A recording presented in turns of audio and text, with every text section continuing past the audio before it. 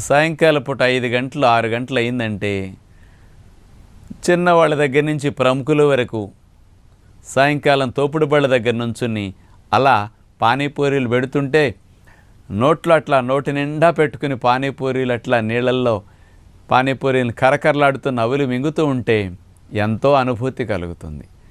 కానీ ఎన్ని ఉన్నా ఎన్ని తిన్నా అలాంటి పానీపూరీలు తోపుడు బళ్ళ మీద తిన్న ఫీలింగ్ ఇంట్లో చేసుకుంటే రాదనిపిస్తుంది. కానీ మనకక్కడ నీళ్ళల్లో ఉప్పు ఎక్కువ వేస్తారు, చింతపండు గొజ్జు పోస్తారు, ఏదో నీళ్లు కలిపేస్తారు.